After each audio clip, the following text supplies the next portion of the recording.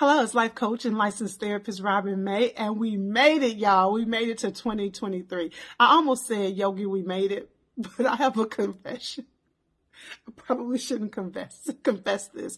Listen, when I share certain things publicly, people who know me personally are like, Robin, please. We don't need folks knowing all of the crazy that goes on up there. I don't know what people are talking about when they say, Yogi, we made it. Is it Yogi Bear? And was Yogi Bear a cartoon? Listen, when I was a kid, I was reading, okay? The only cartoon I watched was Dennis the Menace and Scooby-Doo. Anyway, we made it to 2023. And one of the things that I have found myself guilty of and something I see all over social media is a statement along these lines. Either people will say, you know what, I'm leaving that, and you fill in the blank with whatever that is in 2022. Or what I'm always saying is that, fill in the blank with whatever that is so 2022. This is 2023. One of the things I have been declaring is a cluttered home is so 2022. My home is going to be decluttered and organized in 2023. So much so, we had a family meeting last night. The topic of decluttering sent us on a whole whirlwind. We started arguing, all of us, about what decluttering is versus, I'm talking about all of us, me, my husband, and my 3 children. But anyway, just pray for us. Okay, so I want to help us with that, though, because when we make those statements, a lot of times we're just being casual or maybe flippant. But when we live a life with intention, remember, I am committed to helping dope women live intentionally, fully engaged, to really curate the life they long for. And often women who are like me, they are driven and purposeful, and often that comes with feeling overwhelmed with all the many things they're trying to handle. So while when we say those things, we may just be being flippant about it, when we lean in, when we pause and pay attention, I want us to understand the danger is a dramatic word for it. I will just say the problem with that. Watch this. When we say, I'm leaving that in 2022, or that is so 2022, what we don't understand is this. Wherever we go, there we are. Let me personalize it for you. Wherever you go, there you are. That's why it's very important that we understand if you've been in an unhealthy relationship and you break up with that relationship and you immediately get into a new one, boo, wherever you go, there you are. If you were at this church and you had a lot of drama at that church and you leave that church and you go to a next church, remember, wherever you go, there you are. If you had challenges at your job and you left that job and you went to a new job, remember, wherever you go, there you are. This doesn't mean that whatever was going on in those different situations is your fault or about blame. We often think it's about fault or blame. No, it's about us taking time to understand how we contributed to whatever is going on in our life. Even passivity is a contribution. I'm going to pause there and let you sit with that. Even passivity can be a contribution to whatever's going on in your life. So when we don't take a moment to just stop for a minute, pause, pay attention, assess, lean in, observe, see how we are contributing to whatever's going on in our world, then that pattern will more than likely continue, because wherever you go, there you are. So what do we need to do instead? Now, yeah, I'm going to keep saying that whatever that is so 2022. But in my times of reflection, in my time of processing, I am going to really do the work to get clear about what needs to shift in me so that whatever I'm trying to leave, whatever is triggering me in 2022, whatever is what triggered me in 2020, whatever is going on in my life that I'm trying to get away from, whatever triggered me, whatever I'm trying to run from, that I am knowing what I need to do different in here so that who I am shifts so that I can experience something different. Okay, so I want to give you some pointers on how to do that. Y'all know I keep notes in front of me, so let me see how many pointers I have. I think I have 4, okay? So if there's some things that you want to see change in this year, if there's some things you want to shift in this year, here are 4 things I want you to do. Number 1, I want you to identify what is the trigger or what is the issue. What is it that you are trying to get away from? So I'll use again. It is 5 of us in this home as we are preparing and trusting and believing God for a larger home that can accommodate all these folks. I am trying to get away from the clutter. I need to declutter. Trying to get away from all of that, right? It is literally making me mad. Not mad as in angry, but just mad as in crazy. Like, y'all, it's just too much.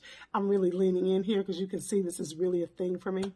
And so if that's what I'm trying to get away from, maybe you are trying to get away from a toxic relationship. Maybe you are trying to get away from an unhealthy habit. I don't know what it is, but I want you to identify what it is. But I don't want you to stay surface. I want you to go beneath the surface. So for example, if you're saying I'm leaving that toxic relationship in 2022, how do you define toxic? What experiences have you had in this relationship that was toxic or in previous relationships that were toxic? How many toxic relationships have you been in?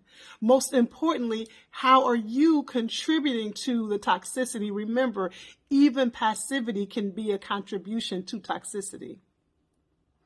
So, maybe you're saying, I'm leaving depression in the past. Depression, I'm leaving it in the past. I'm leaving it. How has depression shown up for you? Is it situational? Do you find yourself depressed at certain triggers or certain events? Is it situational? Is it ongoing? Even when things improve in your life, do you still feel that your mood is low? Maybe you're saying, I'm leaving poor financial decisions in the past. What is your poor financial decision that you've made? How long have you made poor financial decisions? What is your money mindset? What is your belief around money? So again, I want you to start by identifying what it is that you're trying to get away from or that you're trying to leave, okay? Again, we identify we'll say at a surface level what's not working, but we don't go deeper. And so we wonder how we stay on the merry-go-round of crazy. I want you to identify what it is, but I want you to go deeper and get really clear on what it is that's triggering you. Now, number 2, this is going to surprise you. So listen, now this is my opportunity to do a disclaimer. I am a life coach and I am a licensed therapist, but more than likely, I'm not your life coach or your licensed therapist. So as I'm giving these tips and these strategies, make sure you touch base with the professional that is helping you personally navigate your life. Number 2, unless it is life-threatening, I don't want you to do anything different for a short period of time. Okay, so you're saying, oh my God, I am ready. I am sick of this. I am sick of this. Okay, so let me use the decluttering for an example. You know, what I want to do, okay, I'm going to go ahead and confess. Because see, if I'm going to confess, let me confess all the way. Most organizers, people who are professional organizers, they will tell you when you get ready to organize and you're ready to get an area together, don't just go out and start buying containers. You first need to assess what is going on in your home. That was number 1. And then you need to figure out, how do you function? Like, how do you function? What is your normal flow?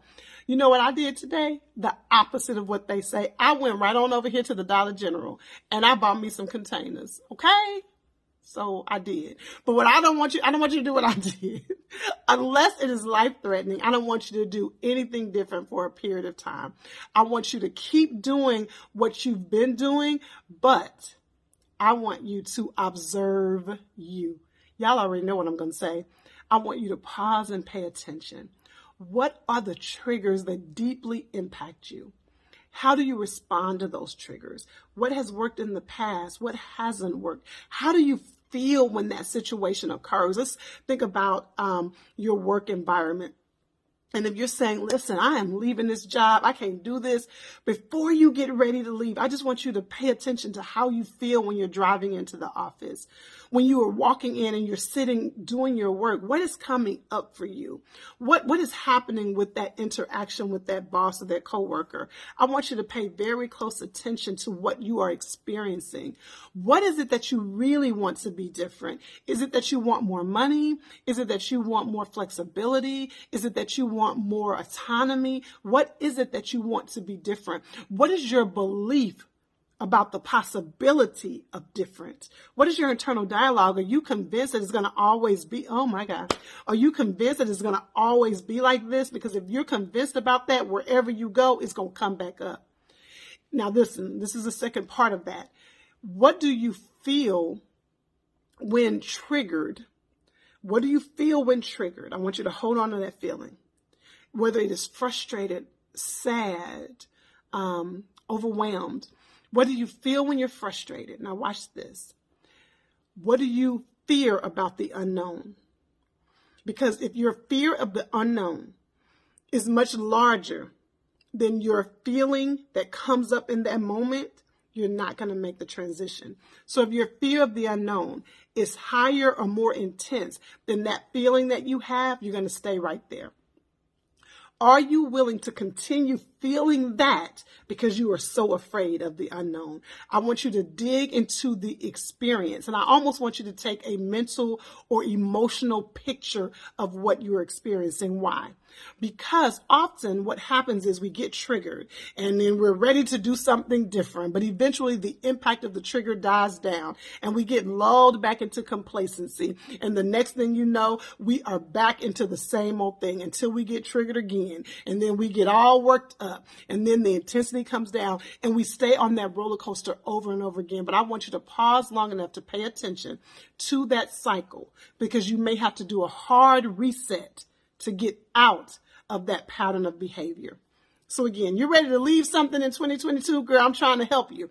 Number one, identify what the trigger is. Number two, observe your response to the trigger. Take a mental and emotional picture of it. Then number three, I want you to visualize what different looks like to you. What does different look like to you? I want you to write it down, talk it out, get clear about where you want to go. What do you want to be different?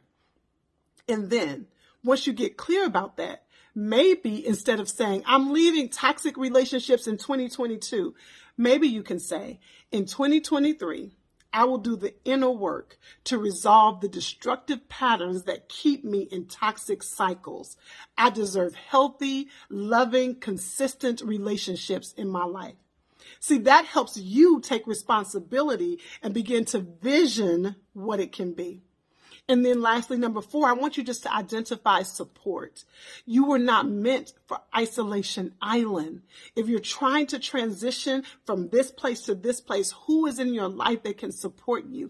And listen, if you say you have nobody in your life to support you, that's where you need to start. Because I don't know if that's true. And if it is true, there's some inner work that we need to do to help get clear about why that's your reality.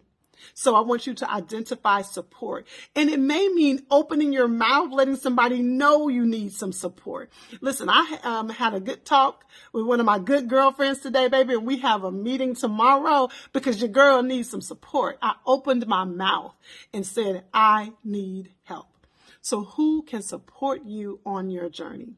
All right. I hope that helps as we continue to go to the next level in 2023. And you know, truthfully, I don't really like that saying too much.